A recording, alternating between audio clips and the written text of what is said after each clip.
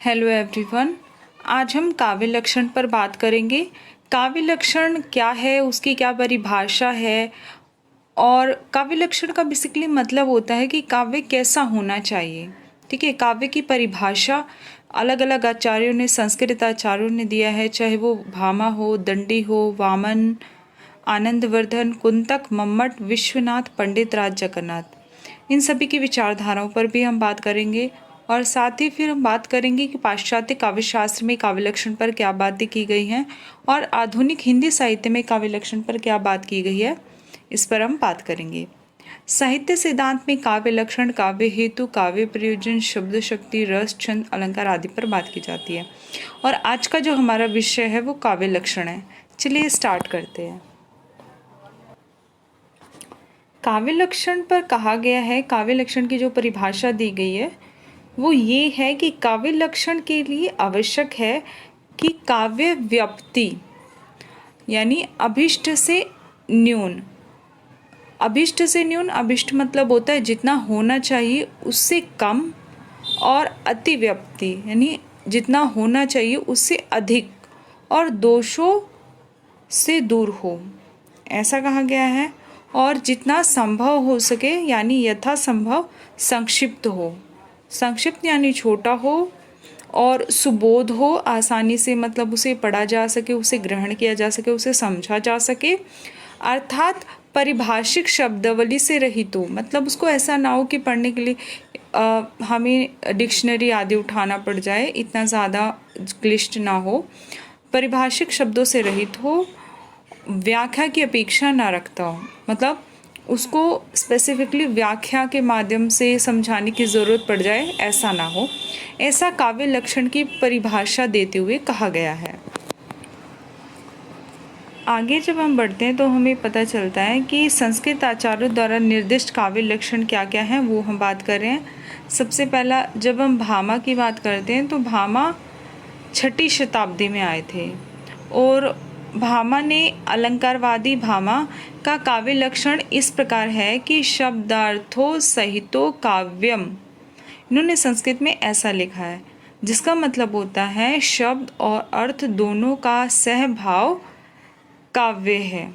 सहभाव, ठीक है, ये क्या है, काव्य है, ऐसा भामा ने कहा है। फिर हम जब आगे बढ़ते हैं, सहभाव मतलब यहाँ पे पता ही होगा का भाव सहित, है ना। इसी प्रकार जब हम दंडी के बारे में पढ़ते हैं तो 7वीं शताब्दी में दंडी आए और उन्होंने, आचार्य दंडी ने अपनी ग्रंथ काव्य आदर्श लिखा है और उसमें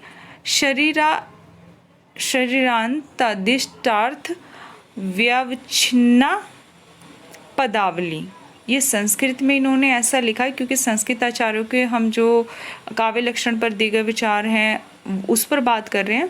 तो हिंदी में इसका मतलब होता है इष्टार्थ से युक्त पदावली, तो उसका यानी काव्य का शरीर मात्र है। आचार्य दंडी कहते हैं कि इष्टार्थ से युक्त पदावली तो काव्य का शरीर मात्र है, ऐसा आचार्य दंडी कह रहे हैं। वैसे तो आचार्य दंडी ने इष्टार्थ का कोई स्पष्ट व्याख्या नहीं दी है, फिर भी इष्टार्थ युक्त जो पदावली होता है उसका मतलब ऐसे पदों में योग्यता, आकांक्षा, आसक्ति आदि विशेषताएं विद्यमान हो। आगे बढ़ते हैं। दंडी अलंकारवादी थे और अलंकार को काव्य की आत्मा मानते थे। जब आगे हम बढ़ते हैं तो हमें पता चलता है आचार्य वामन हैं, वो 8वीं शताब्दी में आए थे और रीति संप्रदाय के प्रवर्तक वामन ने अपने ग्रंथ काव्य अलंकार सूत्रवृत्ति में लिखा है, गुणा अलंकृत्यो शब्दार्थ्यो काव्य शब्दों विधते, मतलब गुण और अलंकार से युक्त शब्दार्थ ही काव्य है। वामन एक जगह दोषहीनता को भी काव्य लक्षण मानते हैं। समझे आप कि वामन क्या कहते हैं, कि वो कहते हैं गुण और अलंकार से युक्त शब्दार्थ ही काव्य है। आगे हम बढ़ते हैं। फिर हमें मम्मट जो हैं उनके विचार वो 12वीं शताब्दी में आए थे। जब हम मम्मट के विचार सुनते हैं तो हमें पता चलता है कि आचार्य मम्मट इन्होंने अपने ग्रंथ काव्य प्रकाश में लिखा है, इन्होंने अपने जो ग्रंथ है काव्य प्रकाश उसमें लिखा है कि तद दोषो शब्दार्थो सगुणवान अलंकृत पुनः क्वापि काव्य प्रकाश, मतलब काव्य प्रकाश जो इनका ग्रंथ है उसमें लिखा है तद दोषो शाब्दार्थो सगुण वन अलंकृति पुनः क्वापि। इसका मतलब होता है तद दोषो मतलब कि काव्य दोष रहित हो, शाब्दार्थ हो मतलब काव्य में शब्द और अर्थ का योग हो, और फिर उसके बाद शब्दार्थों वाला हो तदो शब्दार्थ हो गया, और उसके बाद फिर सगुणों लिखा है आखिरी वाला। तो सगुणों मतलब होता है काव्य गुणयुक्त हो, और अन अलंकृति मतलब अनअलंकृति पुनः क्वापि मतलब होता है काव्य में अलंकार अनिवार्य नहीं है। दोबारा से हम जो आचार्य मम्मट हैं उन्होंने काव्य लक्षण पर क्या कहा है वो समझते हैं, और हिंदी भाषा में कि काव्य दोष रहित हो, काव्य में शब्द अर्थ का योग हो, काव्य गुणयुक्त हो, काव्य में अलंकार अनिवार्य नहीं है। अगर आपको काव्य लक्षण याद करने में बहुत ज़्यादा दिक्कत हो रही है, जैसे संस्कृत वाले शब्द आ रहे हैं, मुझसे तो पढ़े नहीं जाते संस्कृत, और वहाँ पे फिर संस्कृत को याद करना, फिर इनके अर्थ को अर्थात करके समझाना, तो आप सिंपली जैसे आचार्य मम्मट लिखेंगे और हिंदी वाले जो है ना कि हिंदी में इसका ये मतलब बन रहा है, तो ये भी लिख देंगे ना तो भी आपको अच्छे मार्क्स मिलेंगे। आई एम नॉट श्योर कि प्रॉपर जितने टोटल मार्क्स हैं उतने ही मिलेंगे, लेकिन बहुत ज़्यादा मार्क्स नहीं कटेंगे, इतना मुझे पता है।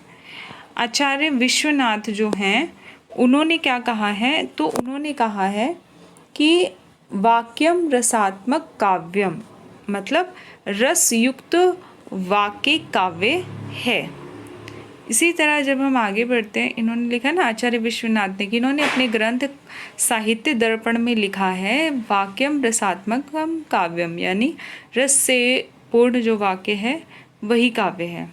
इसी तरह पंडित राज जगन्नाथ ने काव्य लक्षण पर अपने विचार व्यक्त किए हैं, और ये 14वीं शताब्दी में आए थे। और पंडित राज जगन्नाथ ने इन्होंने अपने ग्रंथ रस गंगाधर में लिखा है कि रमणीयार्थ प्रतिपादक शब्दः काव्यम, अर्थात रमणीय अर्थ का प्रतिपादन करने वाला शब्द ही काव्य है। तो आप एग्जाम में जैसे संस्कृत वाला नहीं याद हो रहा तो आप सिंपली लिख देंगे कि पंडित राज जगन्नाथ इन्होंने अपने ग्रंथ रस गंगाधर में लिखा है कि रमणीय अर्थ का प्रतिपादन करने वाला शब्द ही काव्य है। अब हम पाश्चात्य जो काव्य शास्त्र है उसमें काव्य लक्षण पर बात करेंगे। पाश्चात्य काव्य शास्त्र में काव्य लक्षण पर क्या क्या विचारकों ने अपने अपने मत दिए हैं। तो मैथ्यू अर्नाल्ड हैं, उन्होंने लिखा है पोएट्री है, जैसे हमने संस्कृत आचार्य की बात की तो उसमें हमने उनकी उन्होंने जो भी परिभाषा दी वो संस्कृत में पढ़ा, उसके बाद फिर हमने उसका हिंदी ट्रांसलेट पढ़ा। इसी तरह जब हम पाश्चात्य काव्य शास्त्र के बारे में पढ़ रहे हैं तो हम उनकी इंग्लिश में जो उन्होंने डेफिनेशन दी है वो पढ़कर फिर उसका हिंदी ट्रांसलेशन पढ़ेंगे, ठीक है। तो मैथ्यू अर्नाल्ड ने लिखा है कि poetry at bottom is the criticism of life, मतलब कविता मूल रूप से जीवन की आलोचना है, ऐसा मैथ्यू अर्नाल्ड मानते हैं। फिर सेकंड हम कॉलरिज की बात करते हैं। तो कॉलरिज ने लिखा है poetry is the best word in best order, मतलब सर्वोत्तम व्यवस्था में सर्वोत्तम शब्द ही कविता है। हडसन कहते हैं कि poetry is the interpretation of life through imagination and emotion, अर्थात कविता कल्पना और संवेग के द्वारा जीवन की व्याख्या है। क्या? कविता कल्पना और संवेग के द्वारा जीवन की व्याख्या है, ऐसा हडसन कहते हैं। इसी प्रकार जब हम भारतीय आचार्य हैं, आचार्यों की दृष्टि में काव्य लक्षण पर बात करते हैं तो आचार्य महावीर प्रसाद द्विवेदी किसी प्रभावोत्पादक और मनोरंजक लेख, बात या वक्तृत्व का नाम कविता है, ऐसा कहते हैं।